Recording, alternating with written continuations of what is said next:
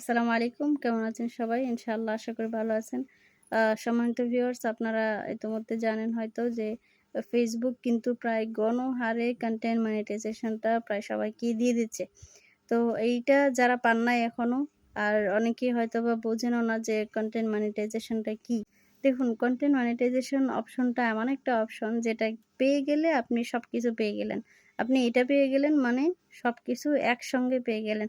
Ads on reels, তারপরে Instagram ad, bonus, এটা সেটা যত রকম প্রোগ্রামস আছে আ মানি আর্নিং এর ক্ষেত্রে সবগুলো যেন একসাথেই পেয়ে গেলেন। তো আপনারা যারা এখনো পান নাই, আপনাদেরকে বিনীতভাবে অনুরোধ করব আপনাদের হয়ে ইনশাআল্লাহ আপনারা সমস্ত রুলস গুলো মেনে চলবেন।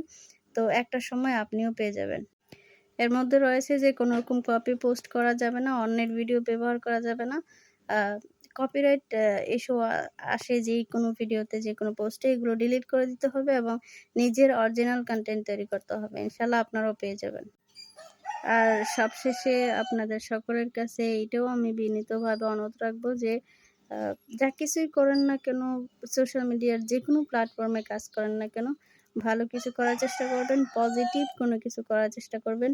যেন আপনার কোনো ভিডিও দেখে, আপনার কোনো পোস্ট দেখে, আপনার কোনো কর্মকাণ্ডের দ্বারা অন্য কোনো মানুষের ক্ষতি না হয়। বিশেষ করে যারা ছোট বাচ্চারা আছে তারা যেন আপনাদের কাছ থেকে পুরো ২ মিনিটের ভিডিও অথবা ৩ মিনিটের ভিডিও থেকে যেন অন্ততপক্ষে ১ মিনিটের ভিডিওর মধ্যে শিক্ষণীয় কোনো কিছু থাকে, এমন কোনো কিছু করার চেষ্টা করবেন ইনশাআল্লাহ। আর এক্ষেত্রে এটাও আমি স্বীকার করি যে ভালো-মন্দ সব জায়গাতেই আছে।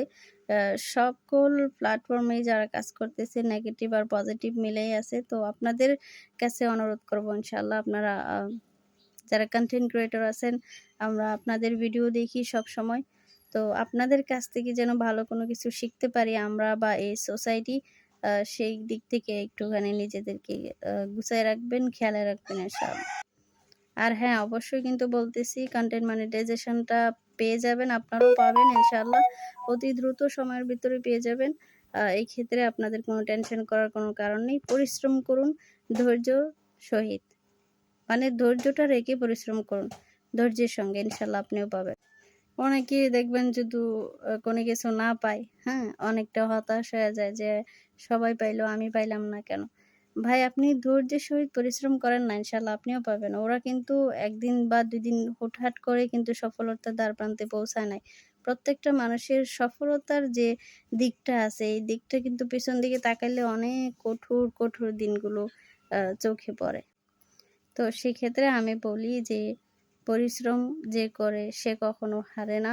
আর পরিশ্রম কোনোদিন মানুষের ঠকায় না। সততার সহিত আ ভালো কাজের মাধ্যমে পরিশ্রম করুন। পজিটিভ কোনো কিছু মানুষকে উপহার দিন। ইনশাআল্লাহ একদিন সফলতার ধারপ্রান্তে আপনিও পৌঁছাইবেন।